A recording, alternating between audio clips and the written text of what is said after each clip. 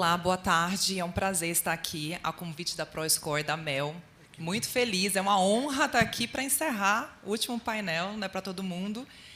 E antes da gente começar a se apresentar, eu só falar que a gente tem um objetivo aqui hoje, tá? 103 mil pessoas assistindo. A Mel já mandou para mim, vou logo falar no WhatsApp que a gente tem que bater 105 mil, tá? E aí? Bora? Da próxima vez, Mel, eu quero também a tiara, tá? De unicórnio, adorei. Ah, tá aqui, tá tudo bem, tá. Sou Kaliane Abreu, sou ex-head global de techs do Ebanks. Atualmente estou na Emergent Code Latam e fundei o WLF justamente nessa busca de uma maior representatividade feminina num setor tradicionalmente masculino. Vou passar a palavra aqui para esse time de palestrantes fantásticos. Oi, boa tarde, gente. Meu nome é Carolina Libório. Sou líder de estratégia de operações no Grupo Quinto Andar. Estou nesse time de operações tem pouco tempo. Na verdade, boa parte da minha carreira vem sendo em produto, em desenvolvimento de produto no próprio Quinto Andar. Passei pela XP e por outras instituições financeiras, que é onde eu fiz boa parte da minha carreira. E é isso, estou muito feliz de estar aqui hoje para a gente compartilhar um pouquinho do que a gente tem aprendido. Olá, pessoal. Boa tarde. Eu sou a Natália. Eu estou como Head de Prevenção a Fraudes no iFood, mais especificamente aqui olhando prevenção a fraudes de estabelecimentos comerciais e usuários. Eu já tenho aí mais de 10 anos de trajetória em riscos. Comecei minha carreira em risco de crédito, depois, usando os jargões aqui comum de prevenção a fraudes, fui piscada aqui pelo mosquitinho de prevenção a fraudes e não consegui sair mais desse mundo. Minha trajetória aí inclui empresas como o Banco Carrefour, Monsanto, Nextel, Autopaz, Elo e agora iFood. Olá, sou o Reinaldo Rabelo, CEO do MB, né, do mercado Bitcoin. Enfim, sou advogado, né, de formação. Já trabalhei em área de riscos, né, de controles internos. Né, quando estive na B3, né, por 10 anos eu fui diretor jurídico, compliance e riscos, né, da B3 e migrei, né, pulei o muro do incumbente e fui para o empreendedorismo em 2017. Né, e a gente, no MB, está tentando, né, usar cripto, usar blockchain, usar todas essas novas tecnologias para mudar para melhor, né, o mercado financeiro e de capitais. Muito bom. Como vocês viram, só gente high level aqui hoje, hein, nesse painel. Primeira pergunta para os três, tá? Diante desse cenário econômico e político que a gente está vendo, tanto no Brasil quanto mundial, como vocês, unicórnios, startups, estão driblando esses desafios e quais são os principais desafios de um momento como esse? Posso começar? Acho que a gente, quando a gente fala unicórnio, né, acho que é um marco específico, né, mas todas as empresas têm momentos diferentes, né? Eu acho que nós três aqui somos empresas em momentos muito distintos, né? O MB ainda está numa jornada de construção de um modelo de negócio, né? Então a gente vive muito, né, os ciclos cripto, né? A gente nasceu como uma plataforma de negociação de Bitcoin, né? E todos os outros criptoativos que surgiram depois disso, mas passou a usar, né, essa tecnologia para criar elementos de investimento, criar elementos de pagamento, usando tokenização, usando blockchain. Então, ainda é um momento de descoberta de modelo de negócio, de estabilização de modelo de negócio. Então, acho que a crise de mercado é o que menos nos afeta, né? O que mais nos afeta é o desafio de construir, a partir dessa ideia, desse conceito, dessas novas tecnologias, um modelo de negócio sustentável, estabelecido e relevante, né? A gente brinca muitas vezes dentro do MB, né, que a gente é uma empresa do tô rico, tô pobre, né? Porque em muitos momentos a gente está, enfim, muito bem, né? Em outros momentos a gente está, enfim, desbravando o mercado. Com o painel, a gente está rico, viu? 105 mil espectadores nesse exato momento, olha só. Isso aí. Muito bom.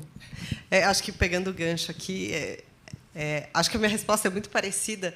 Acho que a escassez de capital recente que a gente passou fez todo mundo refletir sobre como é que você gera caixa, né? Como é que você é mais eficiente, roda a operação de um jeito mais eficiente. E não foi diferente para o Grupo Quinto Andar também, né? Então, acho que olhar para dentro de casa, e aí tem muito mais lição de casa para dentro, né? De como é que você olha para o teu, né, no caso de operação no Quinto Andar, né, uma empresa de tecnologia, tem um aplicativo que, enfim, com uma experiência bacana, por trás disso tem uma rede enorme de parceiros, de vistoriadores, de fotógrafos, de corretores, que fazem o negócio acontecer no final do dia, né? Então, como é que você roda isso de um jeito mais eficiente? Olha para o teu core business e melhora a experiência, né? Que quando você está escalando lá, você está pensando no topo do funil, você quer validar a tua tese no mercado, quer, né, fazer com, enfim, triplicar o volume de venda, tal, e aí começa a entrar e começa a dar os primeiros pepinos de experiência. Quando a experiência ela é boa, ela é ótima, quando sai do previsto ali, aí você vê, enfim, casos de experiência que não são legais. Então, olhar de volta para dentro de casa, cortar um tantão de coisa que a gente estava pensando em fazer, né?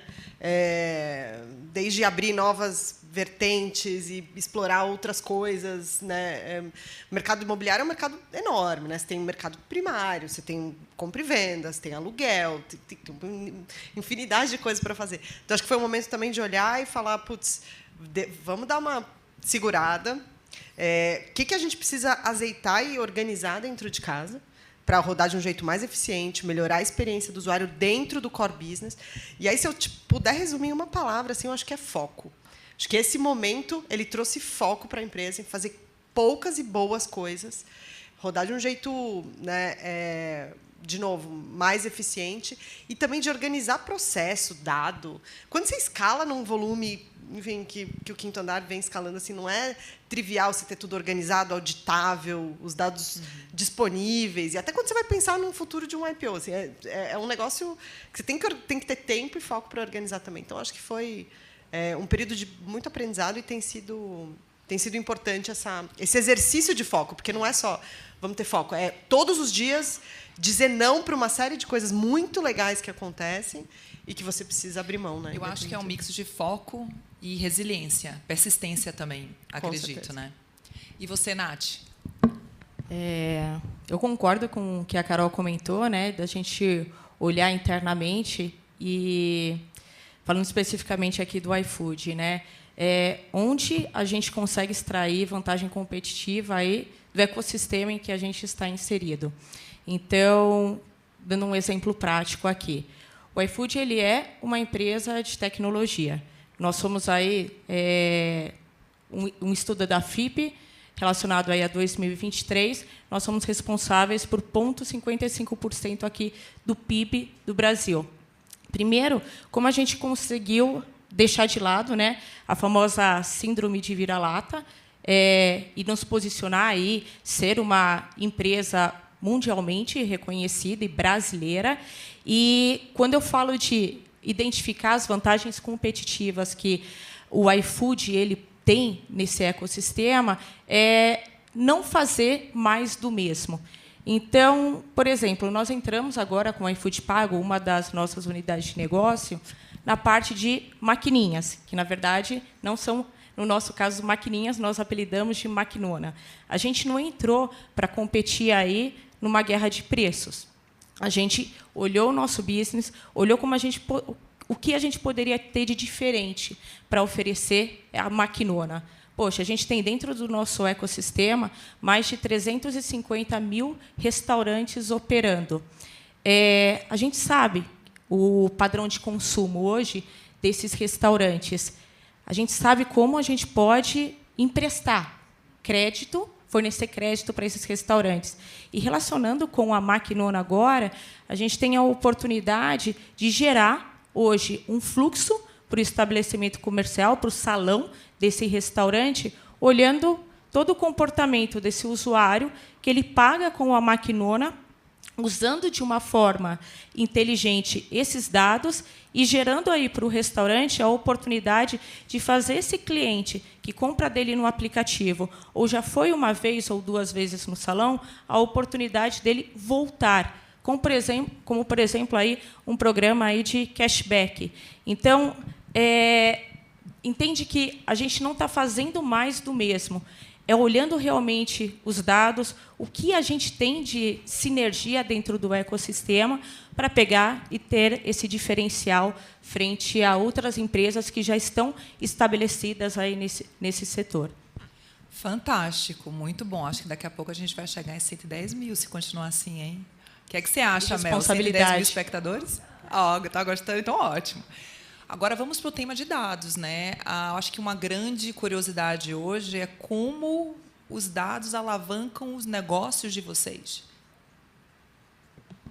Posso tentar pensar junto aqui sobre essa. Acho que os pontos que a Nath trouxe são super, né, relevantes em como é que você usa dado para fazer um negócio diferente, assim, né, e não fazer mais do mesmo. Eu acho que, se eu fosse pensar em como que o Quinto Andar conseguiu alavancar o negócio a partir de dados, eu citaria 3 coisas principais. Assim. Acho que o dado ele deveria e ele deve servir para você tomar boas decisões, né? E aí com um mix de velocidade mais ou menos, mas na lógica e no modelo de negócio ali de marketplace que o Quinto Andar está, você permitir com que inquilino e proprietário sozinhos tomem boas decisões a partir de dados.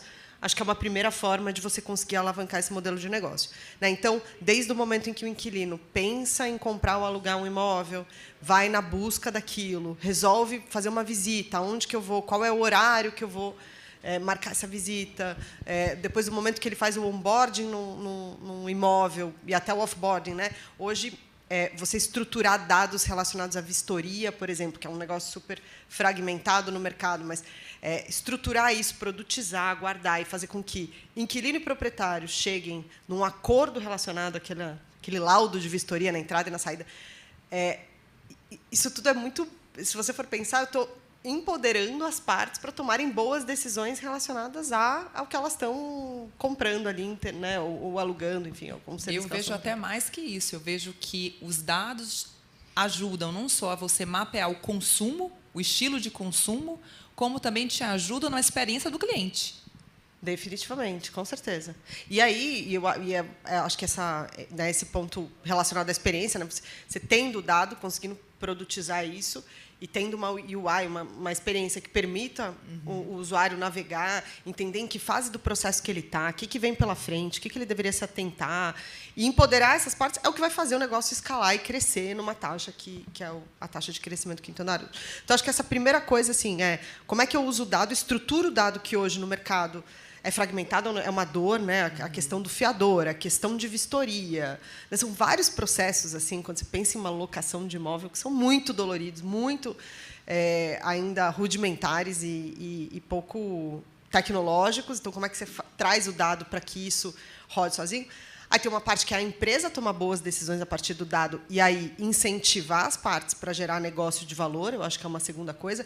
Então, eu saber que tipo de imóvel que o cliente está pesquisando, eu conseguir gerar boas recomendações a partir daí, e também para impulsionar topo de funil, mas também num cliente que está já com um contrato ativo, eu entender qual que é o perfil de pagamento dele, se ele está tendo algum tipo de dificuldade. Hoje, o modelo de negócio, né, do Quinto Andar, boa parte dele ser o fiador daquele imóvel, né, ser o garantidor, essa proposta de valor faz com que o proprietário tenha uma tranquilidade que ele vai receber todo mês o aluguel dele ali, independente da inadimplência do inquilino.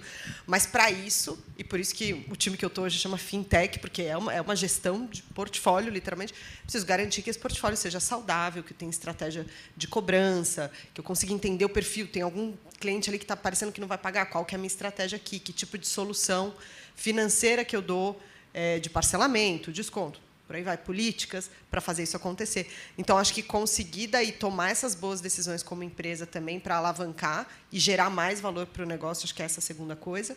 E uma terceira coisa que eu acho que é empoderar as pessoas boas a fazerem coisas a partir de dados também. Né? É um mercado que, no aluguel, a gente viu que ele é muito transacional, então a gente tem uma liquidez altíssima e assim, aluguéis feitos em tempo recorde entre o cliente achar o imóvel, fazer uma visita e alugar, assim, uma assinatura de contrato em tempo... Assim, você nem acredita, não é possível que essa pessoa conseguiu fazer tudo isso nesse tempo. Mas, quando você pensa no mercado de compra e venda, não é assim, né? É um mercado relacional. Muitas vezes é a única e maior transação da vida da pessoa. Então, você precisa de pessoas ali empoderadas também com dados e que consigam fazer esse papel, né, de ser um agente ali de venda, um agente consultivo, mas que também conhece o cliente e esteja empoderado ali por trás dos dados. Fantástico. Nath, vou falar uma coisa para você. Quem começou aqui a usar o iFood desde o começo percebia, né, a diferença do horário. Nem sempre chegava, era um prazo aproximado, demorava mais. Mas, hoje em dia, assim, é praticamente assim, britânico o horário, até antes. Então, acredito também que os dados para o negócio de vocês sejam assim, uma fonte de muita riqueza. É sim, Kali.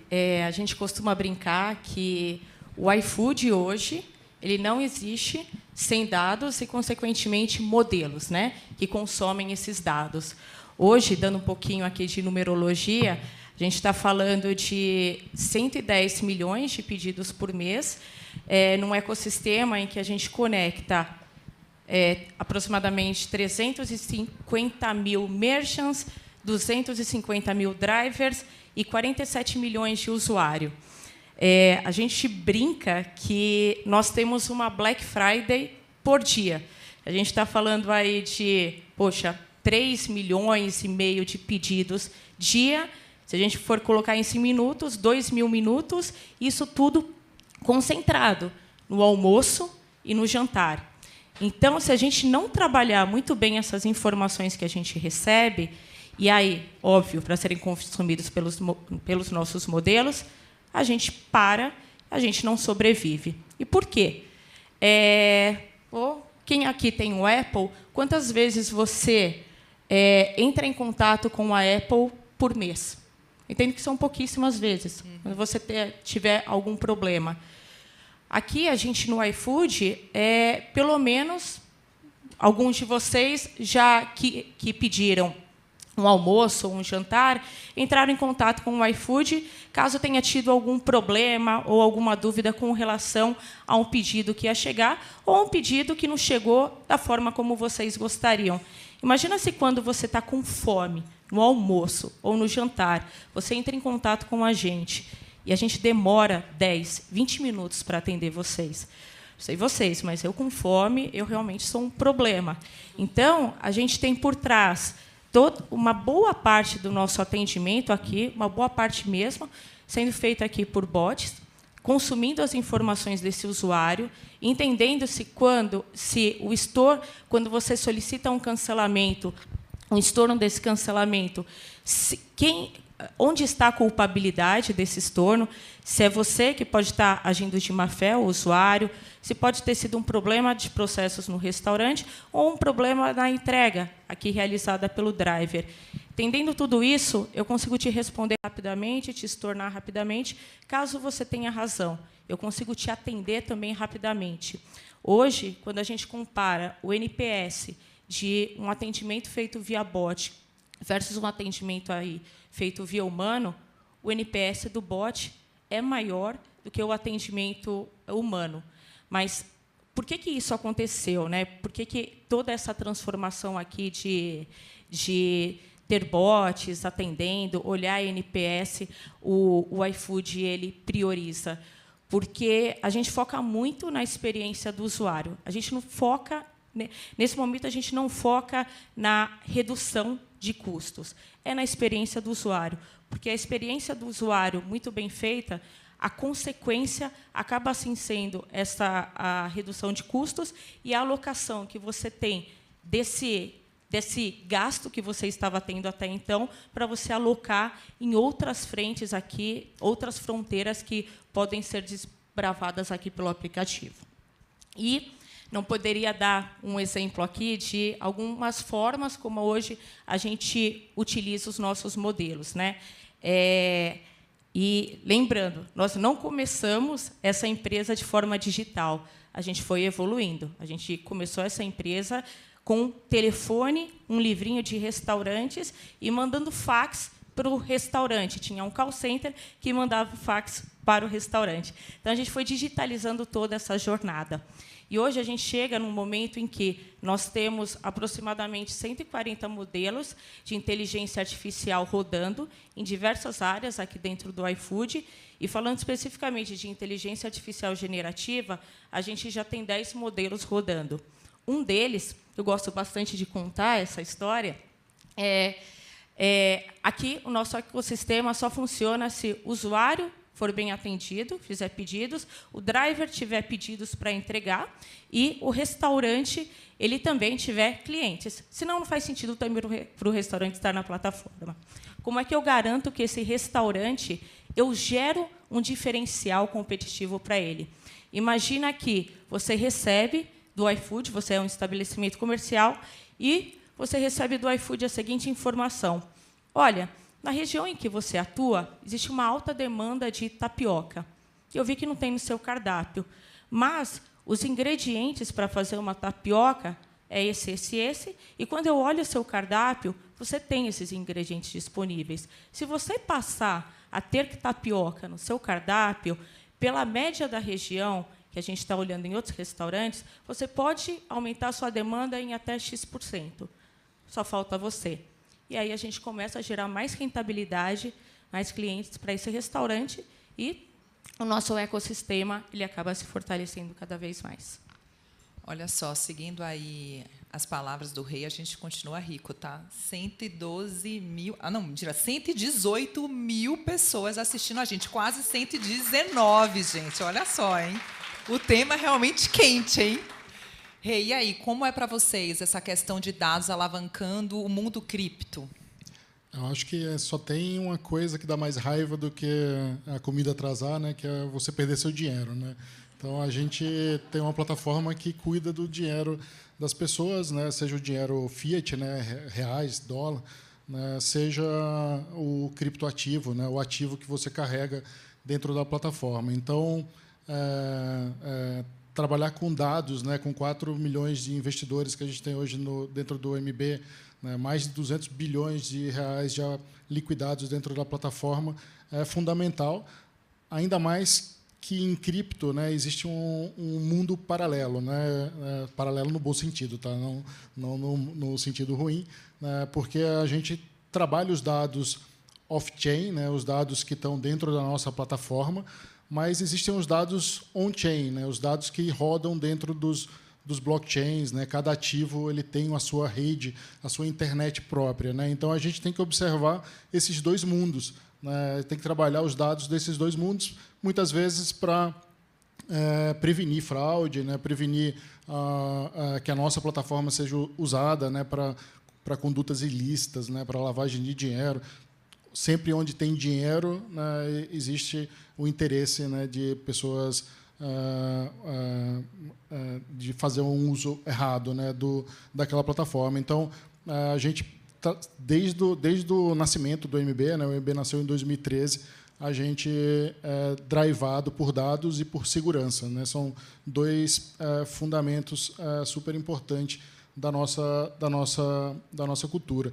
E hoje em dia, né, com inteligência artificial, isso tem ajudado muito a gente conseguir implementar, né, construir os nossos modelos, os nossos agentes, né, porque como a gente também está direto com o usuário, né, a gente tem trabalhado todas essas informações que são proprietárias, né, que são específicas, que são de nicho, que são exclusivas, né, para entregar para os nossos clientes, né, um atendimento personalizado.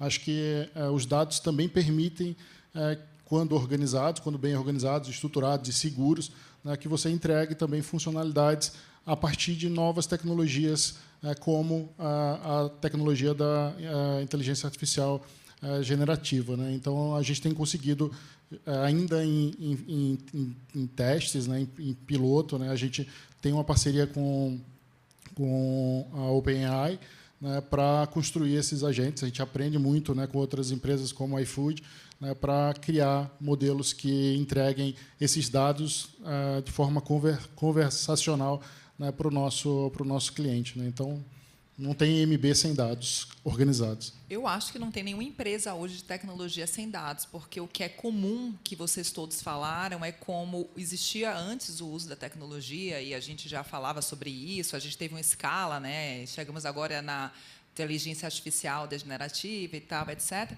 Mas agora parece que os dados vieram incrementar ainda mais. E aí, puxando um gancho para a próxima pergunta. Como os dados podem ajudar as startups e unicórnios a serem um diferencial e quais são os principais cuidados com compliance e dados e qual o papel da inteligência artificial nesse contexto?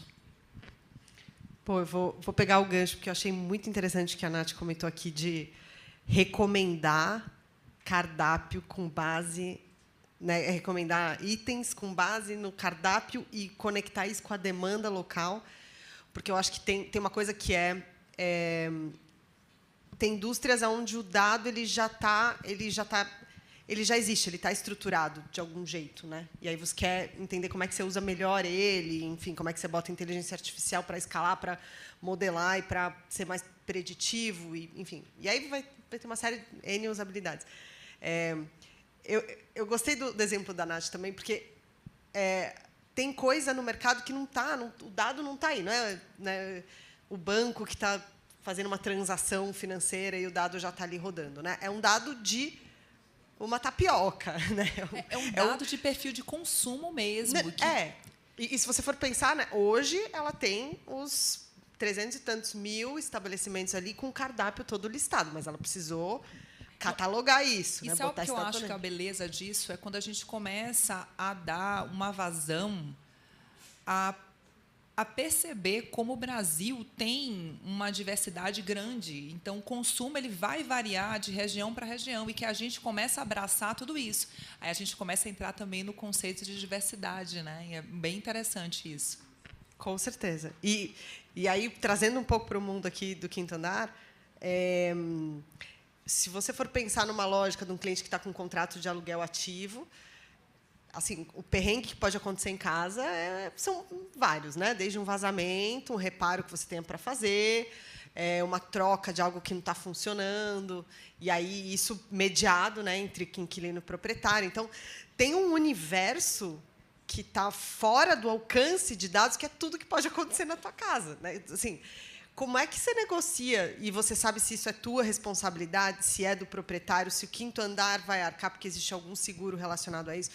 Então tem esse universo aqui que ele é mais difícil de produzir, porque, né, e aí eu acho que é quando a gente começa a falar também um pouco mais sobre inteligência artificial, no sentido de olhar para características dos imóveis, eu começar a usar dados referentes a inquilinos anteriores, a reparos que foram feitos, a localização, e aí você trazer tudo isso para começar a modelar coisas do tipo, qual é a chance daquele imóvel ter um reparo?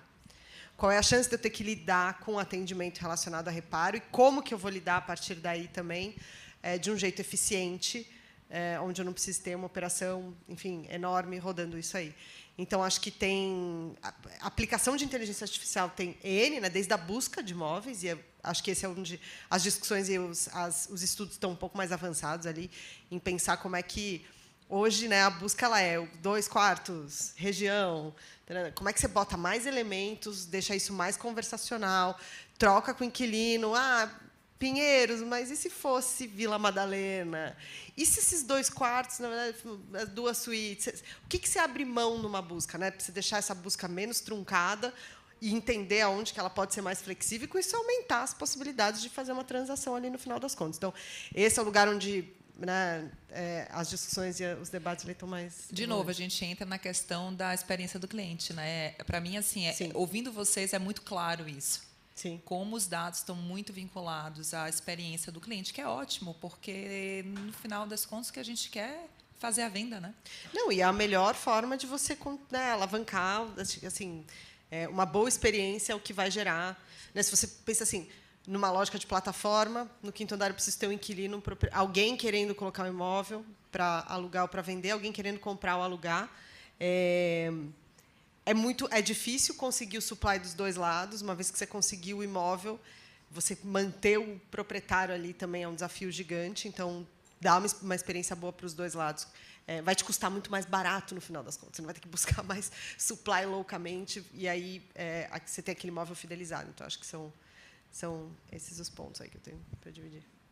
E aí, eu falei um pouquinho de inteligência artificial generativa na pergunta anterior, mas ela não nasce do zero, né? Então, como é que a gente tem essa cultura dentro de cada uma das empresas para que a gente estimule, aí não fique algo centralizado, e a gente estimule realmente diversos setores dentro das empresas a desenvolver, ter mais familiaridade ao termo, tanto a parte de inteligência artificial quanto inteligência artificial generativa. E, para isso, a gente tem que fazer uma boa fundação. Como é que a gente fez essa boa fundação aqui no iFood? Bom, primeiro de tudo, a gente precisava de pessoas que lidassem bem com dados. E a gente formou essas pessoas dentro do iFood. E essa formação ela foi de cima para baixo. Então, a própria liderança dentro do iFood estimulando os times a se desenvolver em dados, para que isso não ficasse centralizado em uma única área, a famosa área de BI, dentro de algumas empresas um pouco mais tradicionais. Todo mundo dentro do iFood precisaria codar, fazer um select, conseguir fazer um select, e, um pouco mais avançado, conseguir construir modelos. Mas como a gente fez isso, no final das contas? Tem um programa dentro do iFood que ele se chama Badu. Deixa eu lembrar as letrinhas aqui. Business Analytics Data Heavy User. E em que está disponível para todos. Primeiro, a explicação a gente adotou a linguagem SQL. Todas as pessoas dentro do iFood têm acesso ao Lake e de forma descentralizada e dando autonomia para os times. Todos os times hoje conseguem tomar decisões fundadas em dados. Então, sim, nós somos data-driven, nossas decisões são todas totalmente pautadas nisso. E mais, evoluir aqui para a construção de modelos em diferentes times. Óbvio, a gente tem times mais especialistas, que são a estrutura de Data Science, mas qualquer pessoa hoje, dentro do iFood, consegue evoluir num conhecimento de construir modelos de Machine Learning. Em prevenção a fraudes, a gente tem modelos de inteligência artificial generativa, trazendo um pouco para o mundo de prevenção a fraudes, em que a gente consegue, hoje a gente tem existe uma pequena mesa de análise, e a gente está testando um copilot de inteligência artificial para entender quem tomaria a melhor decisão. Se seria o analista, analisando um pedido negado, que houve a abertura de um ticket daquele pedido, ou se está sendo o próprio modelo de inteligência artificial generativa. E aí, nesses casos, o modelo, num primeiro momento, ele dava os inputs para o analista, colocando os pontos e contrapontos do porquê aquele pedido ele foi negado nas regras de prevenção a fraudes e explicando o que ele poderia analisar. Nesse segundo momento, agora, com todos os feedbacks que a gente teve com relação ao modelo, a gente passa agora a esse modelo tomar a decisão daqueles tickets que foram abertos por usuários que foram negados no momento transacional. E quem construiu esse modelo? A própria área de prevenção a fraudes, sem um time de Data Science alocado, justamente por conta dessa democratização de acesso aos dados, a ter um data lake, em que todo o iFood hoje tem acesso e tem a formação aqui para conseguir codar aqui dentro da empresa. Fantástico. E você, Rei? Como você comentou, Kali, assim, acho que dominar, né, dados hoje é meio que o básico, né, para você conseguir atuar no mercado, né? Eu até estava hoje no almoço, fui no almoço com o Kasparov. Eu sou nerd, né, adoro xadrez. O Kasparov foi aquele campeão mundial que perdeu para o Deep Blue, né? Que hoje ele voltou à pauta, né? Porque com inteligência artificial todo mundo usa esse exemplo, né? A primeira vez que um computador venceu um campeão mundial de xadrez, né? E ele estava comentando, ele tem falado bastante sobre inteligência artificial, e ele estava comentando um pouco sobre isso, né? Que o diferencial hoje vai estar, né, na sua base de dados específica, né? Então o iFood trabalhar a base de dados, o Quinto Andar a base de dados de imóvel, né? O mercado Bitcoin trabalhar a base de dados de cripto, né? E na inteligência de propor modelos, né? Você conseguir propor modelos que gerem valor para o seu cliente, para o seu negócio, para os seus parceiros, né? E a gente tem tentado fazer isso com mais liberdade, né? Para a nossa operação, né? Tudo que é interno hoje dentro do MB, a gente tem diversos cases super interessantes, né? De conseguir escalar a nossa operação sem aumentar de forma relevante os nossos custos, né? Porque, como eu falei, o mercado cripto ele é um mercado do tô rico, tô pobre, e isso significa que, em determinados momentos, a gente tem um volume absurdo. Em outros momentos, a gente não tem ninguém operando no mercado, né? Então, imagina se fosse um restaurante, né, que você tivesse muita gente só num dia do mês, mas você não sabe qual é o dia do mês que vai ter muita gente. Então, em tese, você teria que ter uma super estrutura paga o mês inteiro, né, até você conseguir gerar valor naquele dia específico, né? Então, se você não conseguir escalar bastante a sua operação, a gente vai viver o processo inteiro até chegar na maturidade do nosso negócio, contratando e demitindo pessoas, né, que ninguém aguenta isso, né? Não existe equilíbrio mental, psicológico que suporte esse tipo de empreendedorismo, né? Então, a gente, por exemplo, né, a gente faz hoje a tokenização de recebíveis, né? Então, a gente criou, né, esse processo lá em 2019, foi pioneiro, né, no mundo, né, de tokenizar renda fixa, né? Então, existe dentro do MB a possibilidade de você investir em renda fixa ou em renda variável, né, investir em startups. E esse processo, muitas vezes, ele gera uma necessidade de liquidar diversos contratos em diversos momentos distintos. Só para ter uma ideia de ordem de grandeza, né, essa operação ela custava, né, 4 horas e meia para fazer uma liquidação com 3 pessoas envolvidas. A gente conseguiu, né, trabalhando melhor os nossos dados, os nossos modelos e usando, né, inteligência artificial e inteligência artificial generativa, reduzir isso para 30 segundos, né, contando o tempo de confere, né, do gestor específico daquela função, né? Então, isso é só um pedacinho da nossa operação, né? A gente tem testado, não, tem realizado, né, vários cases como esse, né, permitindo que a gente opere, né, com mais estabilidade, né, e com mais escalabilidade. A gente fez, né, agentes, por exemplo, para nosso sistema de contratação, que funcionou muito bem, né, em que a gente criou quase que um agente de entrevista, né, das pessoas que, enfim, querem trabalhar no MB, né? Então, toda a nossa primeira e segunda bateria de entrevistas ela é feita por um agente.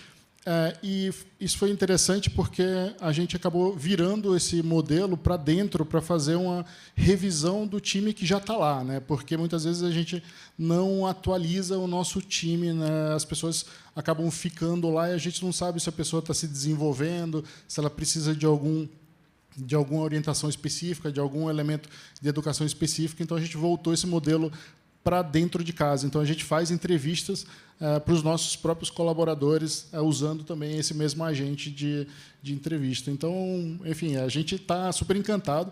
A gente nunca vai abandonar cripto, mas dá vontade de abandonar e ir para AI, porque é de fato encantador. E eu acho que o fundamental é gerar esse interesse em todo o grupo de pessoas, né? Esse exemplo do iFood é super bacana, né, que a Natália comentou, né, de fazer com que as pessoas pensem em gerar as suas próprias pesquisas, né, em aprender sobre SQL, né, aprender sobre inteligência artificial. Então, hoje, todos os colaboradores do MB acessam o ChatGPT, né, e a gente mede, né, quem que está usando, quem não está usando, né, enfim, faz um pouco de gestão de incentivo para que as pessoas, mesmo sem saber, usem, né, porque depois elas vão acabar percebendo como criar os seus próprios agentes e suas próprias funções. Só tenho a agradecer o bate-papo aqui, tanta informação bacana, muita coisa para fazer a gente pensar de como a inteligência artificial e dados e os unicórnios têm um papel fundamental nisso, né, de trazer essas inovações. Quero agradecer a Mel, a ProScore, pelo convite, a nós todos aqui. E a vocês, vou passar então a palavra para vocês rapidamente, antes que matem a gente, porque já estão assim, ó, serra. Bom, queria agradecer o convite, foi ótimo, acho que muito rico aqui ouvir os exemplos e a troca foi muito bacana. E é isso, acho que animados aí, né? Tem muita coisa bacana para acontecer. A gente falou, né, de inteligência artificial, acho que se a gente fosse listar aqui as possibilidades inúmeras que existem, desde fomentar mais venda, da gente conseguir fazer melhor gestão de portfólio, cobrar e por aí vai. Então, acho que tem um caminho grande aqui para a gente estudar e entender como é que evolui. Eu também gostaria de agradecer, Mel, pelo convite, Kali, pela mediação, Reinaldo e Carol também por estarem aqui, super contribuindo para esse bate-papo. Eu sou a Natália Palazzo, então, estou no LinkedIn dessa forma. Quem quiser me adicionar vai ser um prazer. E acho que, como mensagem final aqui, gostaria de deixar aqui uma reflexão que esse ano, se não me engano, tanto o iFood, Nubank, como Mercado Livre, eles estão posicionados, né, como o trio triunfante aí da América Latina. Então, empresas globalmente reconhecidas pela adoção, utilização aí de tecnologia nas suas frentes. E para o ano que vem, a gente tem mais empresas brasileiras, startups, aí com tantos empreendedores brasileiros por trás, aparecendo aí no trio triunfante, para deixar de ser um trio. Bom, queria também, né, agradecer a Mel, agradecer a Kali pela condução, né, as minhas colegas de painel. É sempre bom, né, a gente se expor. Eu sou super tímido, né, então, para mim, é super difícil, mas é sempre um aprendizado. Né, eu sempre venho aprender, né, não falar, eu fico mais escutando do que falando, né, pelo menos na minha cabeça. O MB, enfim, acho que tem um projeto que é super importante, né, que eu queria destacar no final, que a gente está criando uma bolsa de startups, né, para que outras empresas virem o iFood, o Nubank, o Mercado Livre, né, o Quinto Andar, o MB. Essas empresas precisam de investimento. Né, então, em vez de investir na Petrobras, na Vale, invistam em startups. Né, invistam em empreendedores, né, porque são os empreendedores que vão construir essas novas tecnologias, que vão usar melhor essas novas tecnologias e melhorar os serviços, os produtos, e, como efeito, melhorar a sociedade. Né? Então, não deixem de olhar, né, oportunidades de investir em startup, porque assim a gente constrói, né, um ecossistema mais rico, né, e, com certeza, isso vai impactar positivamente para o nosso país. Obrigado. Muito bom, obrigado. Mel, a última pergunta de unicórnio. Batemos 120 mil ou não? Ai, parabéns, gente. Muito obrigada, gente. Obrigada pela atenção e pela disponibilidade. Obrigada também a quem está nos assistindo.